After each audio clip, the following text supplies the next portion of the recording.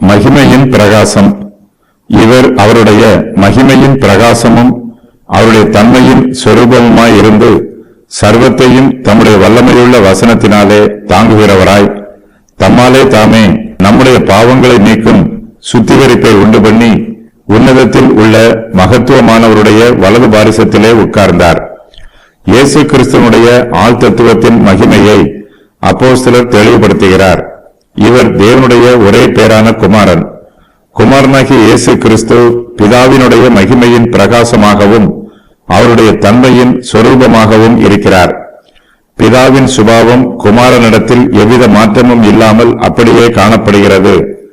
குமாரனுடைய ஆழ்தத்துவம் பிதாவினுடைய மகிமையாய் இருக்கிறது.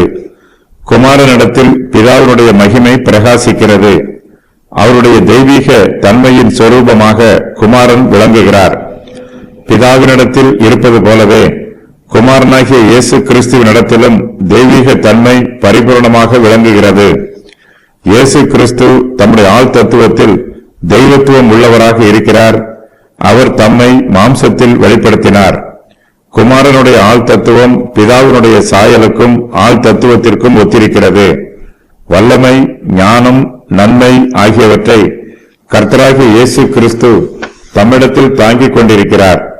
இயேசு கிறிஸ்துவை விசுவாசிக்கிற நாமும் வல்லமையும் ஞானத்தையும் நன்மையையும் தரித்துக் கொள்ள வேண்டும்.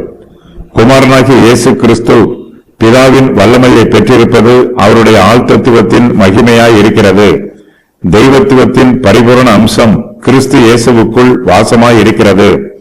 இயேசு கிறிஸ்துவனுடைய ஆழ்தத்துவத்தில் தேவனுடைய மகிமை வெளிப்படுகிறது. அவருடைய மகிமையோடு அவருடைய கிருபையும் வெளிப்படுகிறது.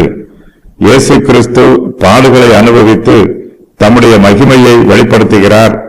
தம்முடைய பாடுகளின் மூலமாய் இயேசு கிறிஸ்து நம்முடைய பாவங்களை நீக்கும் சுத்திகரிப்பை உண்டு பண்ணி இருக்கிறார்.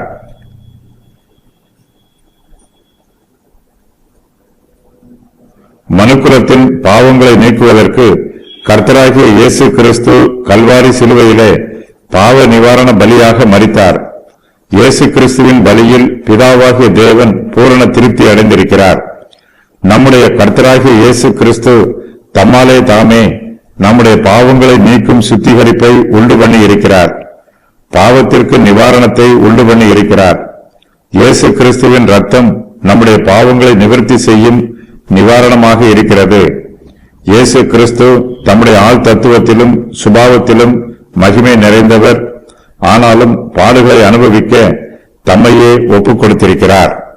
மனுஷருடைய பாவங்களின் நிமித்தமாய் ஒரு பாவமும் செய்யாத கர்த்தராகிய இயேசு கிறிஸ்து பாடுகளை அனுபவித்தார், வேதனைகளை அனுபவித்தார், தம்முடைய திரு ரத்தத்தை சிந்தினார், கல்வாரி சிலுவையில் தம்முடைய ஜீவனையே ஒப்புக் கொடுத்தார்.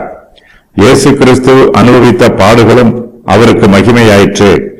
அவர் தம் நிமித்தமாக பாடுகளை அனுபவியாமல் மனுக்குலத்தின் பாவங்கள் நிமித்தமாக பாடுகளை அனுபவித்தார். இயேசு கிறிஸ்துவனுடைய பாடுகளின் நிமித்தமாய் தேவனுடைய மகிமை அவருக்குள் வெளிப்படுகிறது. அவருடைய பாடுகளின் மகிமையை நாம் தியானிக்கும் போது அவர் உயர்த்தப்பட்டதினால் அவருக்கு உண்டாயிருக்கிற மகிமையையும் தியானிக்க வேண்டும். தெய்வத்துவமுள்ள இயேசு கிறிஸ்து மனுஷ ரூபம் எடுத்தார். இந்த பூமியில் பாடுகளை அனுபவித்தார். தாம் நிறைவேற்ற வேண்ட ஊழியத்தை இந்த பூமியில் முடித்த பின்பு அவர் பரலோகத்திற்கு எடுத்துக் கொள்ளப்பட்டார். கர்த்தராகிய இயேசு கிறிஸ்து இப்போது உன்னதத்தில் உள்ள மகத்துவமானவருடைய வலது பாரிசத்திலே உட்கார்ந்திருக்கிறார். இந்த கடைசி நாட்களில் பிதாவாகிய தேவன் மனுக்குலத்தோடு பேசுவதற்கு தம்முடைய குமாரனாகிய இயேசு கிறிஸ்துவையே தெரிந்தெடுத்திருக்கிறார். இந்த கடைசி நாட்களில் பிதாவானவர் குமாரனாகிய கிறிஸ்து மூலமாக மாத்திரமே நம்மோடு தம்முடைய சித்தத்தை பகிர்ந்து கொள்கிறார். இதனால் சுவிசேஷத்தின் காலம் மேன்மை உள்ளதாகவும் மகிமை உள்ளதாகவும் இருக்கிறது. நியாயப்பிரமாணத்தின் காலத்தை விட சுவிசேஷத்தின் காலம் உன்னதமானது. பழைய ஏற்பாட்டு காலத்தில் தேவன் தம்முடைய தீர்க்கதரிசிகள் மூலமாய் மனுக்குலத்தோடு பேசினார். இக்கடைசி நாட்களில் சுவிசேஷத்தின் காலத்தில் பிதாவானவர் தம்முடைய ஒரே பேரான குமாரனாகிய இயேசு கிறிஸ்து மூலமாய் நம்மோடு பேசுகிறார். இயேசு கிறிஸ்துவின் பாவ நிவாரண பலியின் மூலமாக மட்டுமே மனுக்குலத்திற்கு பாவ மன்னிப்பு ஏற்பட்டிருக்கிறது. தண்ணீர் ஞான ஸ்நானத்தினாலோ கர்த்தருடைய பந்தியில் பங்கு பெறுவதினாலோ எந்தவிதமான மார்க்க சடங்குகளை ஆசரிப்பதினாலோ யாரும் ரட்சிக்கப்படுவதில்லை.